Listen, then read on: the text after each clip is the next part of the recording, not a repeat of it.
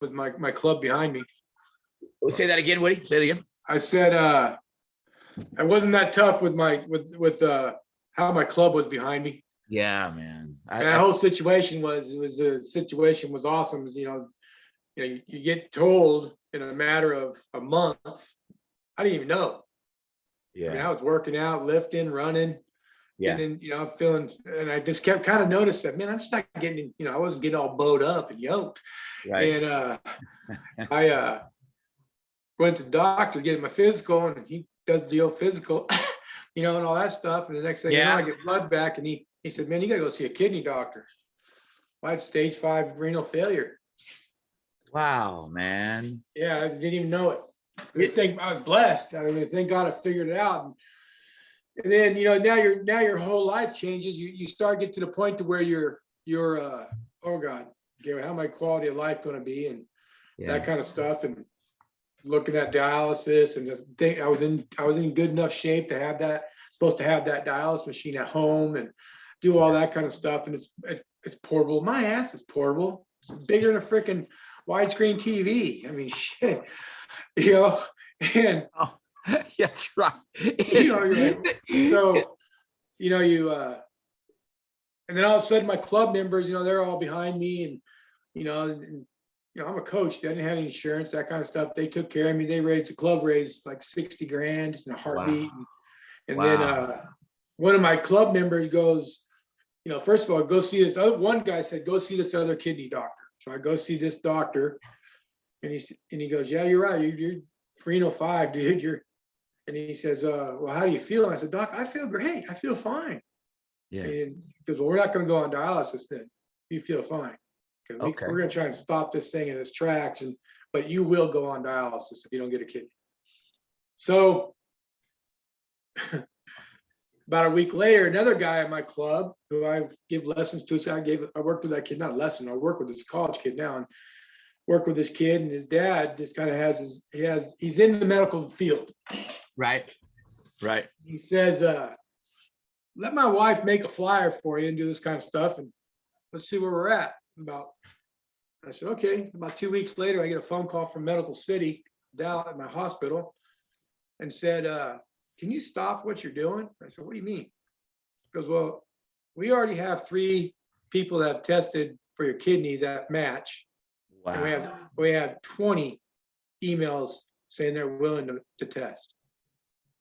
Wow. I had a kidney in a matter of a month. Wow, man. That's amazing. That's not, and Woody, tell me, man, that's not normal, is it? I mean, what's no, 3-4 years is a wait. I had one in a month. You know what? I never really had to get on the list, the living kidney. Yeah. Somebody go in there, and the lady's a special lady, we're just friends. Special lady. She said, I'll do it in a heartbeat. Wow. So she gave me a kidney, and I'm good to go right now. Knock on wood. Hey, you know what? Every list I've been on, shit, man. I take a number. They just miss a wanted list. It's exactly the wanted list. That's so true. You know what, man? Because my biggest concern about this was when I was going to start this podcast is, fuck, I just hope, we'll bleep that one out. I just hope Woody's around. I don't care about you and your kidney. I want my podcast. I need successful guys on here. So I'm really glad you're sticking around, brother. I'm really glad you're here. Hey, we are in, just so you know, episode 45 of a swing. I looked at a few yesterday. Yeah, swing hard. And the term was swing hard in case you hit it. That offensive approach, man. I've had some hitters, man. They want to have all this hands this and stride this and up here. Shit, just go swing the damn thing. Swing it in case you hit that was my philosophy. You know? You say that right there. When I was in junior college playing, I had a hitting instructor. It's the exact same words. What's it? Said, well, just swing the shit out of it. If you hit it, it's going to go far. Nothing worse than seeing we're with Pat Woods, Rob. Pat Woods, who I've known now, Woody, we've known each other for about 30 plus, maybe somewhere in there. When we were at Glendale, I was at Oxnard 90. I started there at 91. Yeah, and I got there in 94. Or no.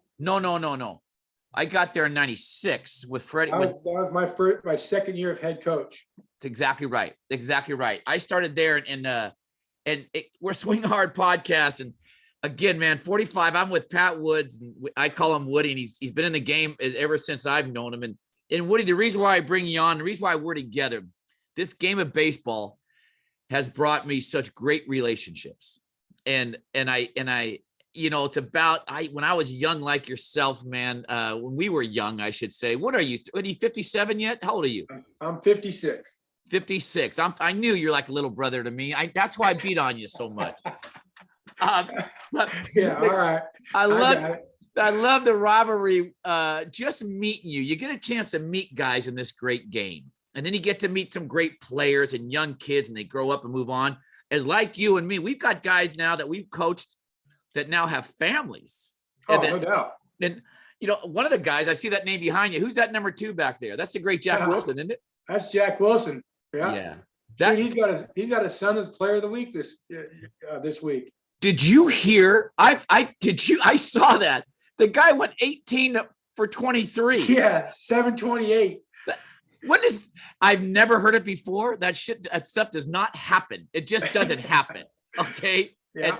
And I think he's cheating. I'll be honest with you. I know Woody, the kind of players you've had. I think he's cheating. All right. I just get. Well, if you ain't cheating, you ain't trying. Yeah.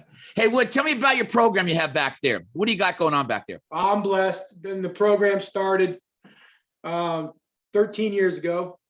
It wasn't even a program back then. It was a team. Right.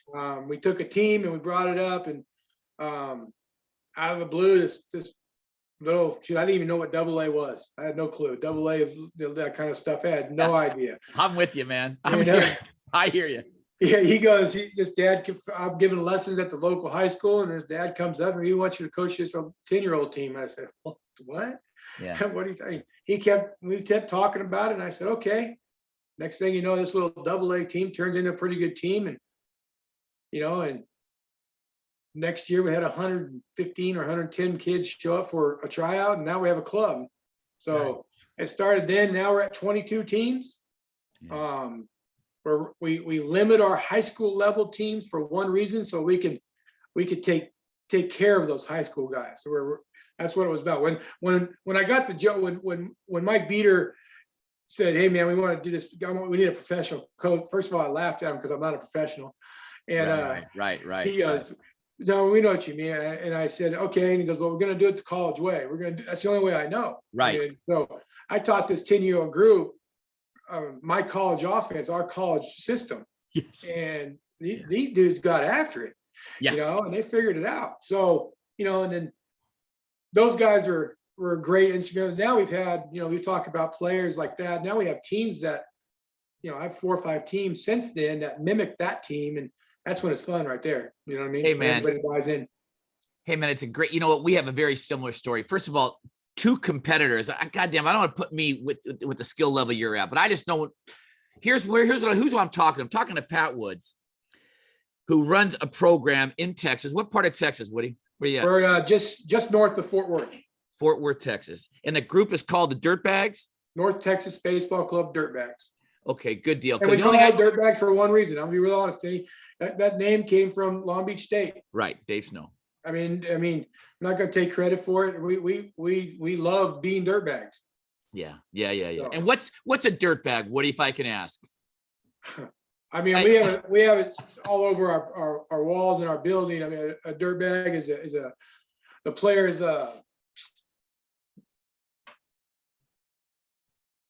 basically what is the mindset of a player. Right on. The guy that does anything possible for his team to win. Right. An extreme competitor, constantly, will do anything, wear a pitch, ball 4, get a bunt down, hit and run, whatever the situation to help his team win. The bottom line. God bless you, my friend. I swear to you, just to hear that statement right there, we should sell millions and millions of CDs of that statement of what we want players to do. Let me ask you, Woody, you work with guys like myself. You got 22 teams. I did the same thing. I had a rec ball team when that kid was 12, and they asked me to coach. They said, "Yeah, we're looking for a professional." I said the same exact thing. I'm no professional. I'll just teach the kids how to play the game. We ended up losing the first game 3-1, and I had all these rec ball coaches saying, "Oh, Denny, it's going to take you time. And I'm thinking, time?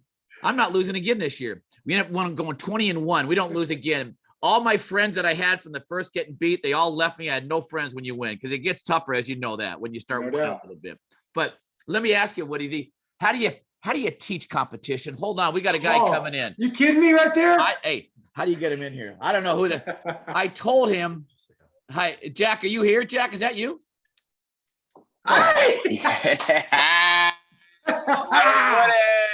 Yeah, man. Hey, what's up, bro? Oh man, good to see you. Looking good, buddy. Look at that jersey in the back. That is so pretty. Hey, hold on, I'll get you two on. Let me be the host for a second. Now I'm pissed. Where's my freaking jersey behind you, Woody? I don't know, but we got Jack Wilson has always been our guest appearance. Woody, he came in with Freddie Sanchez. He's come in now, and I called him last night. I said, hey, I got your former college coach coming on. He says, Coach, I'm so busy, but I'm dropping everything. I'm going to go see my coach right there. Hey, we just talked about competitor, Jack. You brought you in. By the way, congratulations on your son going 17 for 23. Yeah, no doubt, dude. Yeah, awesome. that was amazing. Thanks, guys. What does he say? What's a good name? Jack Wilson, former Pittsburgh Pirate, former Oxnard College, former player for Denny Barrett. What? What? I can't do that. I can't throw that shit out there. Sorry about that. Hey, I mean, call it what it is, right? Hey, let me ask you, Woody. Tell me about Jack Wilson. And Jack, tell me about Woody. Why did you guys do so well together and get along so well together, man? I loved Woody. Woody had my brother a couple of years before me. So Woody, and that was with Coach Stevens as well. That was Coach Stevens, right, Woody? Yeah, Chris. Yeah. So Woody was the assistant, and then when I was done with Thousand Oaks High School, Woody would drive from Oxnard to my house and be like, "You're not going to Moore Park. You're coming to Oxnard." And I'm like, "Bro, that's so far." He's like, "Listen, trust me." He's like, "All we do is get guys to the next level." And I was like, "I like that. I like that a lot." So that was what his That's cheating. Denny. Hold on a second. Hold on a second. That's not cheating. He was in our district. Freddie Sanchez was over at Valley College. I went to his house and got him to my place. I see how we do it here. See, you got to do what you got to do. So he bought me in. We actually, through different connections, were able to get a bunch of guys from the Monte League that all really wanted to go to the next level. Yep. And Woody would put the time in and get guys to the next spot more than any other coach around. So I love Woody. Woody pushed me. And I think that's, especially coming out of high school, having a couple of really good seasons, I kind of walked on campus like I was kind of the guy type of thing. And right away, I think it was our very first game playing together. I liked, for whatever reason at the time, I liked just taking the first pitch heater because I knew I was going to get a second pitch curveball. And I would just sit curveball and just get a knock. So Woody is not about that at all. Like we see the first pitch heater. Stop right there, Jack. Stop. Look, me. This is Jack Wilson right here and me at your yard. Grab it as having a little conversation. Right? This is me. Obviously, I'm talking to Jack. Why do you swing that first pitch breaking ball? I said, no, it's not. This is no lie. He almost swings at this hanging breaking ball first. That next to bat. The next time he gets a fastball and he goes over your scoreboard, just so you know it's your scoreboard. It's true. Well, the very first game I play, I'm like, he's like, "This is what we do. You're hunting fastball." Yeah. And I take the fastball right down the middle. I look down at Woody at third base, and he's just like, what are you doing? Like he's got that look on his face. I know that look. And I know that look from just watching my brother play there. So I'm like, oh boy. And I'm like, well, here comes the hanger. And he hung it. Base hit up the middle, and I rounded first and looked at him like, "You see? Like I know what I'm doing." And he's like, "Time, you, me, now." And I had to run all the way across the field. He got Jimmy Sigmund, the assistant. "You're coaching third. I'll be right back." He took me behind the dugout, got face to face, and just let me have it for like a minute. And I'm like, "Yes, coach. Yes, coach." And from then on, hunting heaters, first pitch.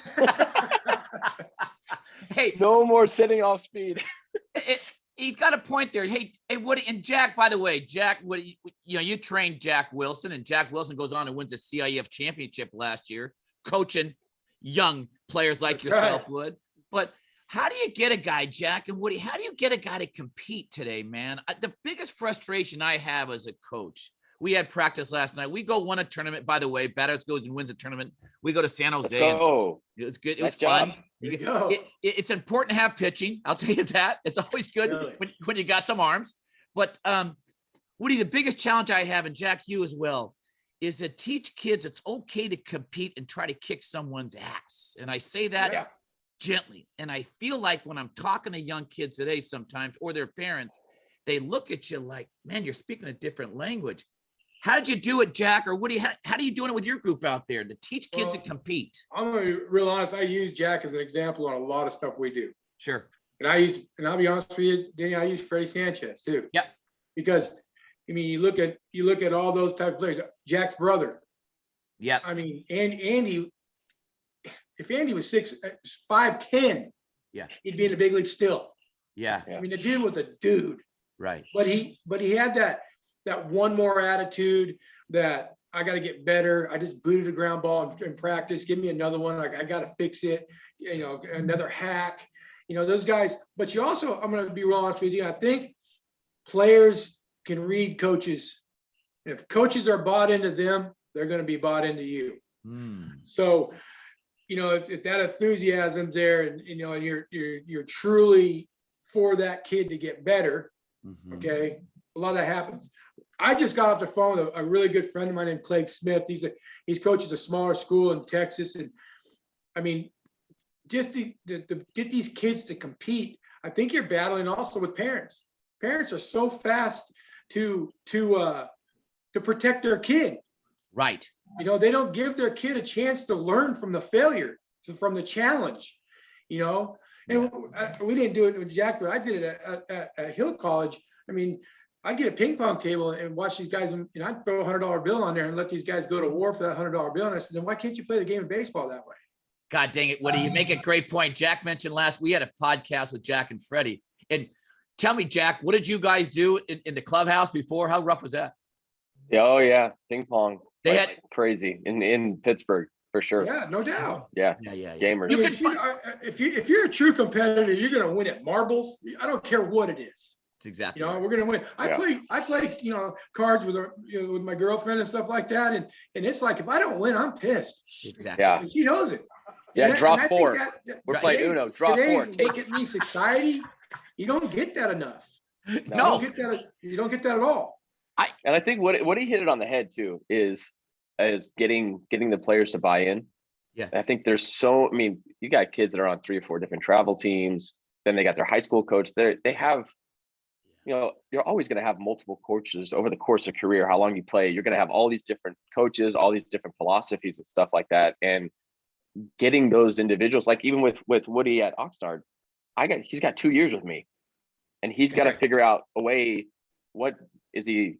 The kick in the butt kid, or is he the pat on the butt kid? Like, what do these kids need to get me to buy into what I want them to do for them to be successful, for our team to be successful? And each player sometimes is different on how they, because it's just different now. The game is so different as far as the generation, the kids that Pat's coaching right now, the kids that you have, Denny, they're raised completely different than we were. Their household disciplines are much different. So it's a different generation to coach. It's, you know, it's a lot of times.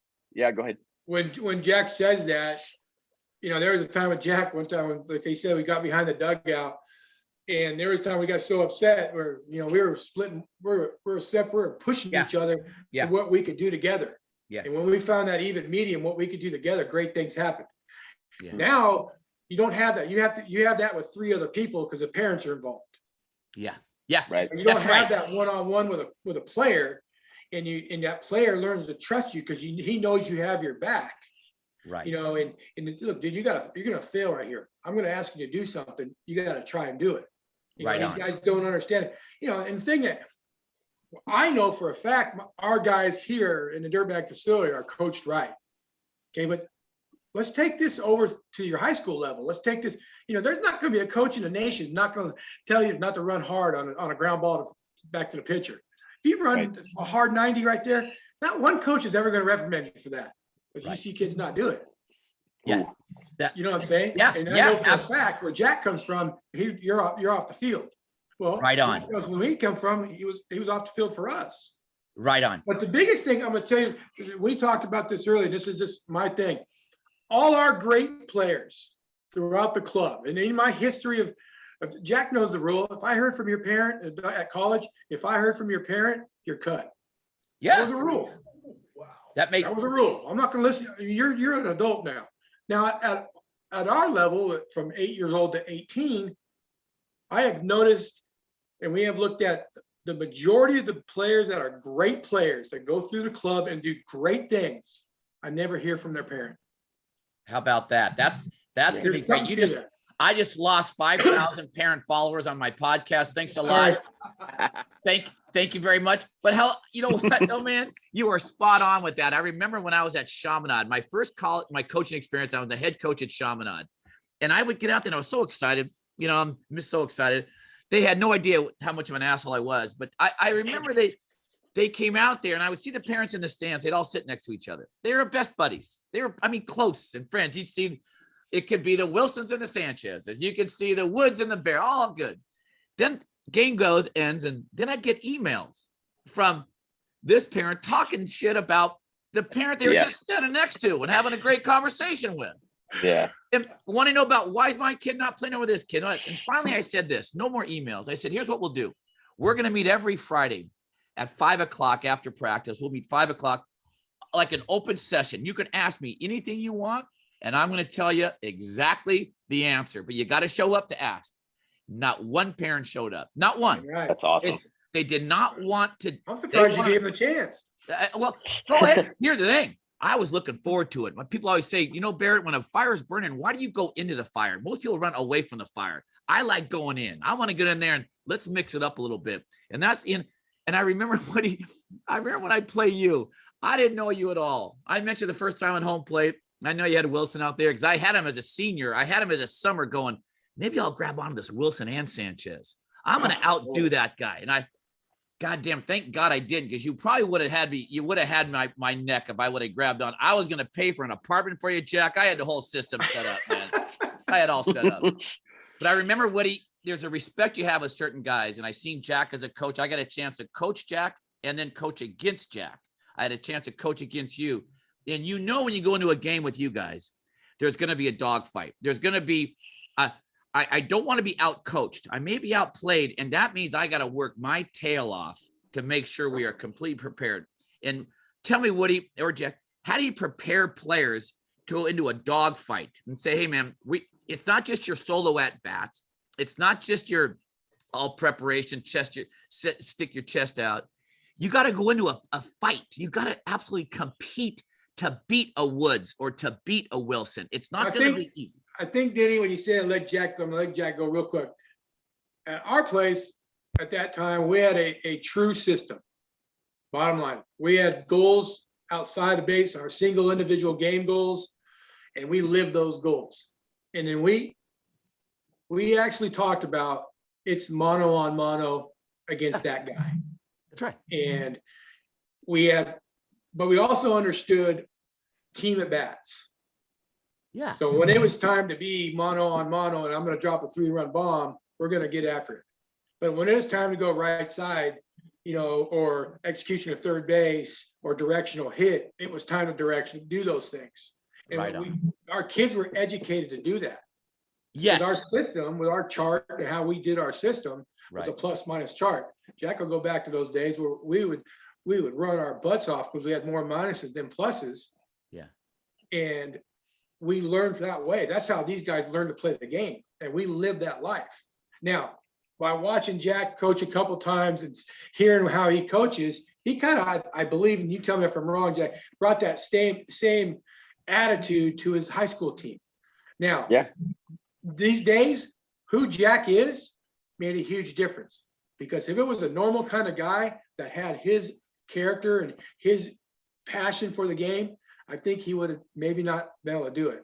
Yeah. Because you know what I'm saying? Yeah, absolutely, man. You know, it's funny, Jack, how would you, when you played, how would you identify Woody as a coach or how would you, if you walked in not knowing Woody, how would you have identified in Pat Woods? And go ahead and say it, because I don't care. He's standing right there. Go ahead. Well, I will say the plus minus was awesome because I got a minus when I hit a home run because it was a hit and run. Ventura. You dropped the tank over. I dropped the tank on a down. If he gave me a hit and run on a down and in changeup, and I caught it out in front and hit a home run, as I was rounding third, he goes, "That's a minus." I was like, dang it.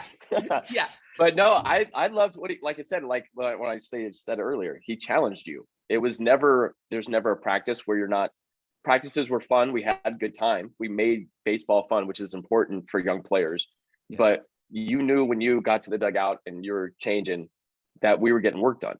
And that's the huge thing. And what he brought to the table is the fact that we're not going to waste our time out here. At any time that we're on the field, we're going to be productive and we're going to prepare to win baseball games. So the fight that he talks about, the mano a mano, was in practice as well, going against each other, whether it was me trying to outdo Brent Egan at shortstop with ground balls. It's like it's always a competition. You're always pushing yourself to be better. And that's what he brought to the table. You knew there was never going to be a time that you came to practice that you weren't going to get after it.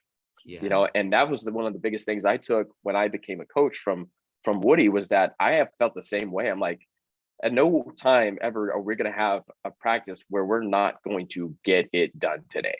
Like it is my fault if you leave here not better today than you were tomorrow. That's on me. And you'll know that because if I see you not giving the percentage that I believe that you should be giving me today, because I would tell my players, listen, life happens. You have a tough day, girlfriend breaks up with you, whatever. I'd rather you tell me that you need a day off than come and give me 50. Yeah. Like, I'm fine with that. I'll respect that and be like, all right, hey, bro, I feel you. Life is hard. Take your day, do whatever you need. Because if you came out here at 50%, and that's infectious to the rest of the guys, right? Because then, like, okay, some guys aren't giving it, and then the drill sucks. It's not, not game speed. Just do that. You know what I mean? So having that thought process of this, every time you get cleats on, you're on the field.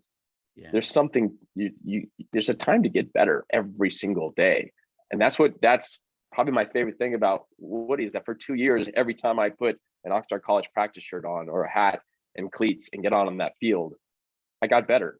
And I got better because of his leadership and him seeing that for everybody. It wasn't just me, it was everybody on the team. Like, we're here to win. We're here to try to beat Cuesta, which we never did for 2 years. Those 2 years. Gosh, dang it. But Larry Lee had was it Larry Lee up there at the time? Yeah. He had a club. Yeah, he had a club. Yeah. We beat him. He's got a Jack top says 10 stuff pick like too. that. What's that? When Jack says stuff like that group, but we talked about how do you get those guys to go through, get guys like that to play like that. Yeah. But Jack said does, but we had guys that fit the mold. Yeah. We had, Sean Fossen.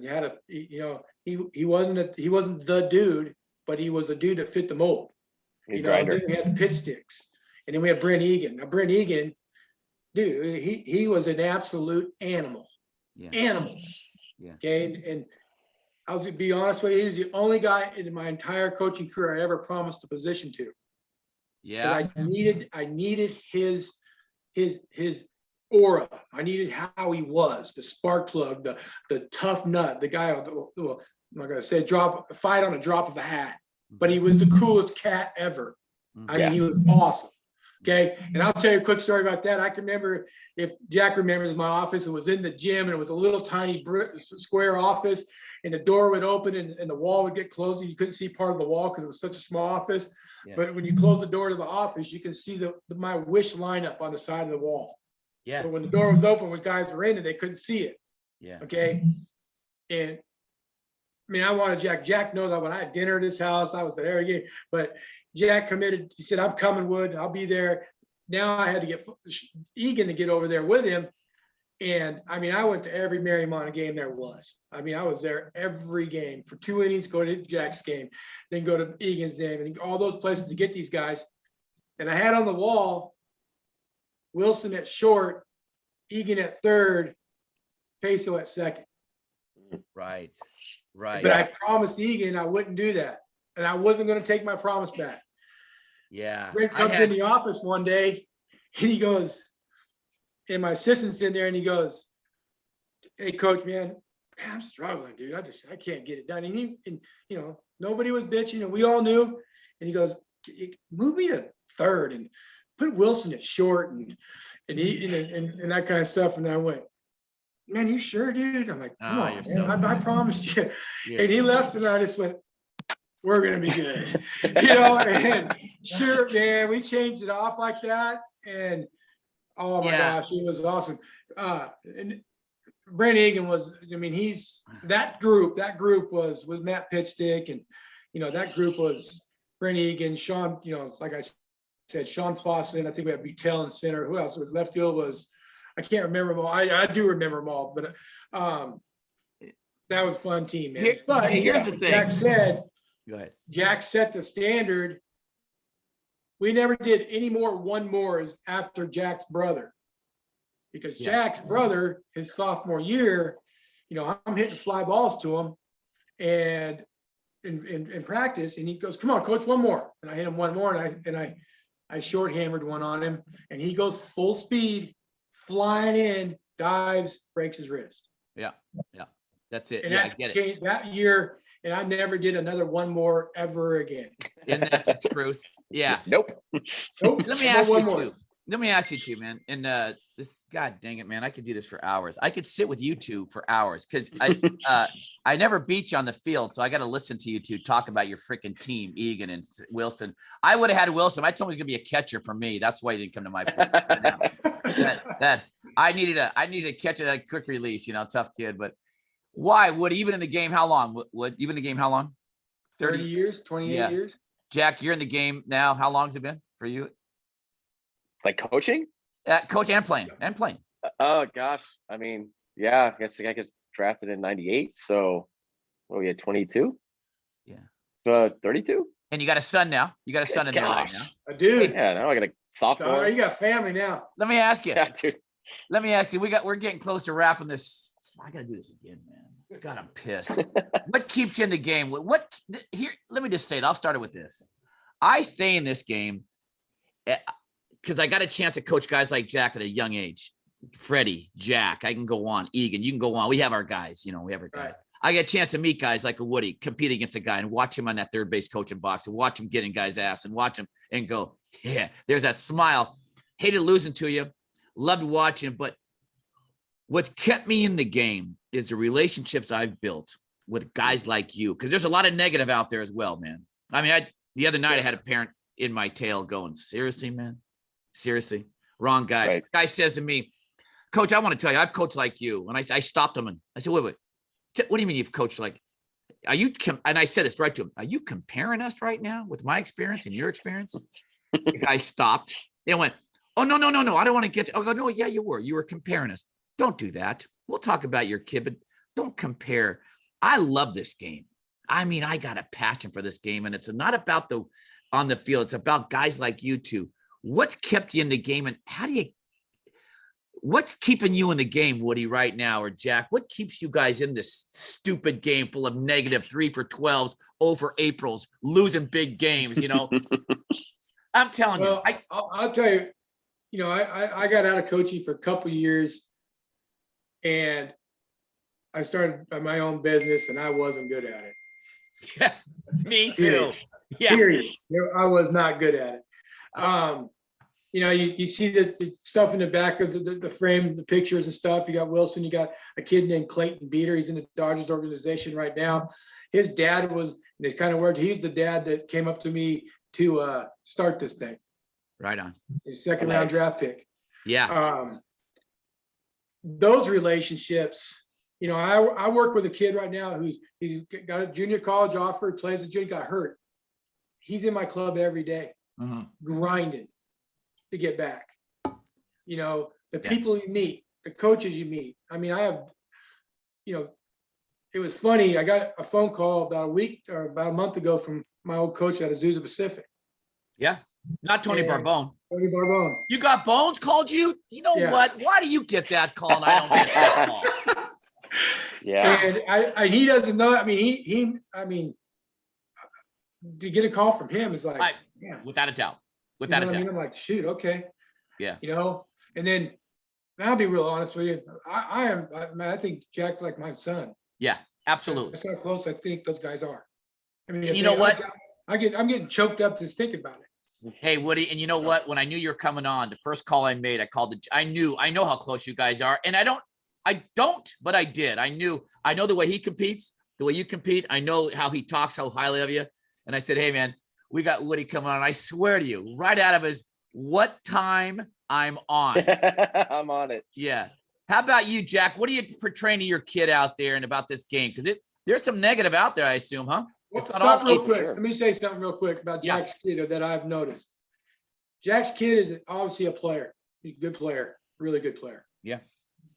But he is so professional already. Yeah. And that is, and I'm not saying as in tools wise, I'm saying as a person. So he's got obviously he's got the good head on his shoulder because somebody's gone through it. But he's been challenged, and one thing, and he was challenged, and I know about it. We all talk, and he responded like no other. Yeah. And that's what keeps you going. Yeah. Kid can do that. Yeah. Jack, No. what do you got on that, man? How's that kid? No, he's doing good. He's doing good. And I think you know, it's I just love traveling around watching him play. You know, that's kind of like one of the main. I love watching my girls play soccer too. But like being dad, I miss coaching high school just a little bit, but the from retiring from it last year and having this availability. I'm in Arizona now, hanging out with them. They beat ASU last night, which is a big victory for them. So, you know, I just we have these conversations, the same conversations I would call Woody in the middle of my big league seasons and talk hitting. Yeah. Because I know Woody was a big influence in my swing and my approach and really teaching me the right side of the field. Because in high school I was a pull guy, and then so I would call him, and now Jacob does that with me, and it's such a special thing to have that one person you can call that knows the answer. Because a lot of times when we're not feeling good at the plate, we don't really we forget what made us successful. You know, so I tell kids all the time, whenever you're going good, write it down. Write down what you're feeling. Write down what your body feels like. What are you thinking of in your head? Is it numb? Whatever it is, so that you have that. But then if you don't, like, for some reason we forget, having that person, like I had Woody. I have big league hitting coaches. I'm calling Woody at like 12:30 at night. Come on. Yes, Well, Woody yes, 12:30 at night. Like, Woody, I'm lost.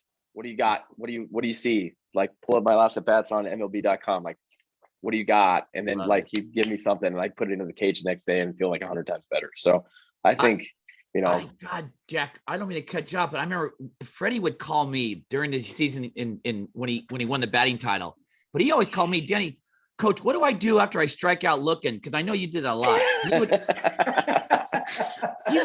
He didn't know he didn't strike out much, but he did. And he'd call me on those strikeout nights. And I'd say, shit, really, Freddie? Is that what you want to know? Yeah. When you swing a lot of bad pitches out of the zone above my hands, you know, in the dirt, I say, okay, no, I get it though, man. What I'm hearing you guys say though is, yeah, we got our parents. There are people in our lives in this great game of baseball. And I remember Jack's son hit a home run last year in the regionals. Yeah. And I'm watching it like he's my kid, and I got shit going around me, and the guy leaves the yard, and I text him right away, and he texts me back right there in the middle of the game, wherever you guys were at. I don't know where that was. Arizona, I think you're at. Arizona. Yeah. And there's a love I have, Woody. I follow you in your success with the Dirtbags, Jack. I follow you, and then I get a chance to follow your kid. And Woody, I love that cross above your in between Wilson and I love that cross up there, and because there is something more than just going out there and playing and just coaching and winning and losing. There's more to this thing. Woody went through a physical, you know, some health issues, and you're back, brother. And that makes me feel just awesome. I will tell you this. So I used to do that sign of the cross before I hit, and I was 0 for 58 at one time. And I thought, that sign of the cross, my dad said, it's not the sign of the cross. You got to work off the tee. I thought, I just thought good hitters use that sign of the cross before they hit that thing. And that's what it was. It turned out that you got to do some work as well, man. Take some action there. What's next now for you, Woody? What do you got now coming up for you? We just our younger ages are going full speed right now. Okay. We're constantly trying to improve what we do here as in coaches. You know, always learning. I mean, I learned from Jack. I learned from the kid behind me, Clayton Beater. He's 20, whatever he is, 2 or 3, you know, and I learned from him. So, things that we just bring what we listen to Jack. He's, around the new wave stuff. We listen to Clayton. He's around the pro stuff. We'll bring it in. You got to, my whole thing is, as a coach wise, you still coach old school, but you got to coach new school. You adapt or you die. Yeah. So there's things what Jack just said. I'll be honest with you, right? About take a day off. In my day, Jack came up to me and said, "Take a day off." It wouldn't happen. I know. But I completely understand it in today's day. I remember that. I remember when I had Freddie again. These two guys are beautiful people, middle. But I remember Freddie came in and he had a guy who drive him to the game, to practice, because Freddie didn't have a car. He didn't have much, at that time. And we had a third string catcher, bullpen catcher. I can't remember his name, and he was responsible for getting Freddie to practice in games. And one day they were about 30 minutes late, and the kid was a great kid. This kid, I can't remember his name. His car broke down. And they came to me and they said, "Well," I said, "Why are you guys late?" Freddie goes, "Coach, Alejandro's car broke down. That's why we're late." So I brought them both into my office. And I said, "Man, Alejandro, if that car breaks down again and you guys are late, I'm cutting you. You're done. Freddie, you'll be okay. I'm telling you." You'll be fine. Freddie looks at me, looks at him, and went, "Okay, won't happen again." They were good friends, man. That was his ride. That's how bad. That's how much of an ass I was back then, man. Hey, I did the same thing. I did the same thing with the shortstop in Texas, and guy could really play, but he needed help in math. And I kept the kid on the roster who was really good in math. Yes. And yes. Yeah. So MVP. Helped him out there. He's a team player though. Team player. Yes, he is. Hey, the key was, if he failed math, he's gone. No, I'll get another tutor, but that kid's gone. That kid's out. Exactly. Yeah. I wasn't gonna drop Nick Bott. That guy was a dude. Yeah. So. Hey Jack, what are you doing now, man? What's going on with you? What's happening? It's just following GCU around, and then the summer got hired back for Team USA, so I'll be coaching third for the national team. Hopefully, go to the World Cup and win a gold medal this upcoming September. So we got 96 kids coming to North Carolina at the end of June, and it's 8 days of just getting after it, and then got to break those down from 96 to 40, and then from 40 to 20 later on in the summer. So it's going to be fun. I mean, these kids, these high school kids for the national team are really special. Hey, you got two guys, you got Woody and Barrett. All those guys that got cut, I'll take Woody and the guys that got cut. We'll go out there and we're still going to kick your ass. And you understand that? I'm telling you right now. Yeah. Okay. I mean, you could, those kids, you probably could take a cut team and go take care of business. Those kids are amazing. Because that motivation is going to be, see those guys over there, boys? They're going on to play. You guys got cut. Let's go get it. That's right away. That's a motivation, right? For sure. Yeah, for sure. But yeah, it'll be a busy summer. We're excited. Yeah. I tell you, and I know I got to go, Woody. I played Jack when the kid just went 17 for 23. We played him when I think you were 9 or 10. Remember that out there in the Rio? Yeah. Nothing worse. Yeah, we played each other all those years. Yeah. Exactly right. And I never beat him. I played Freddie, his son, his team, never beat him. Nothing worse than playing against former players and getting beat by former players. Okay. It frustrates me to no end. I'm looking I won't show up anymore unless I have some sort of loaded guy. I'll bring a 19-year-old in to play a 9U game just to beat these guys, man. Just to beat them. Just to beat them. That's all. That's all. That Revolution team from the time they were 11 through high school, that SoCal Revs team. I mean, we had 13 kids and 11 went D1. Yeah. So they were pretty stacked. That was a pretty good. That Simi Valley, Thousand Oaks, Newberry Park kind of mesh was pretty. They were pretty special. I literally click on ESPN Plus now, and at any time can pull up games and watch literally my entire travel team play baseball. See, man. So I had ESPN Plus is money right now. Yeah, I had a bunch of lacrosse players trying to come out and compete against you guys, man. It just pisses me off. I'll tell you what. I was working last night off a tee, and we go group last night, and I got about 6 guys off a tee, and they can't score up a ball off a tee. These are good players. I'm watching these guys. They're dicking around over by the tee station. I can see them dicking around. It's pissing me off. I've been watching these guys hook barrel, hook barrel, hook barrel, and I called time. And I got guys. We got about 100 kids out there last night. And not only did I rip these guys, I stopped the whole thing and bring everybody over to the drill station. Everybody over. And for about 15 minutes, I absolutely light their work ethic up. I light these kids up, and I could see oh man, I may have gone too far right now. I may have, there was a silence and a frozen silence of wonder, man, if we can't hit the ball off a tee. I heard a kid say the other day, coach, I don't like machines. I don't like tee work. Well, then you're in the wrong freaking game, man. You're in the wrong game. I mean, I don't know if they're looking for my arm to go out there, all our coaches' arms to go, it doesn't go. And so there's that old school thing you mentioned, Woody. I had Rex Ryan on with the Jets about 4 weeks ago, former coach with the Jets, great. Oh, yeah. He talked about old school. I said, Rex, you're kind of an old school guy. That's he goes, man, it's an honor to be an old school coach and to teach my old school style to young kids and to let them know what old school means is I'm constantly learning from these young guys, but I'm not going to give away what was taught to me from when I was brought up, from Buddy Ryan, from all the guys he coached for. Right. So we can hold on to that. And Jack, I know you're younger, man, but you're kind of an old school guy. I've coached. For sure. Out here, man. For sure. Absolutely. I think it's the foundation that's laid by my dad, Coach Woods, and the type of game that was played back then, different than obviously what we see in the major leagues now.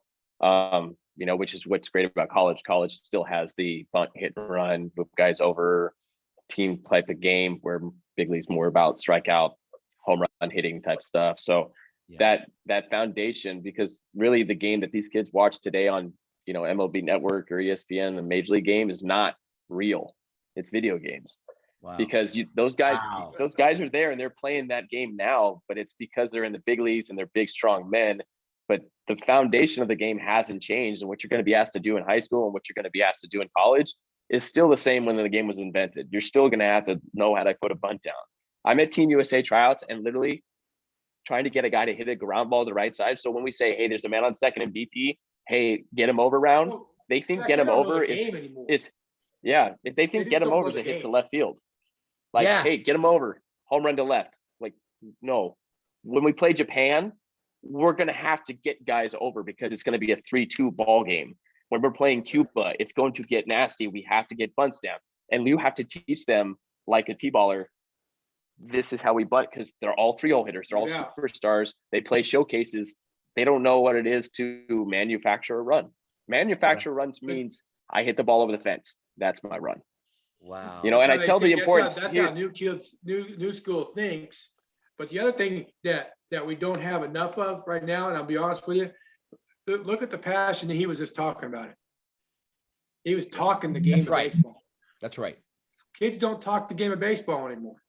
No. They don't, their parents don't understand the game anymore. Okay. Young kids majority of kids don't understand the game anymore. You're talking Team USA. These guys are dudes. Right. And they don't know to go right side. They don't know directional hit.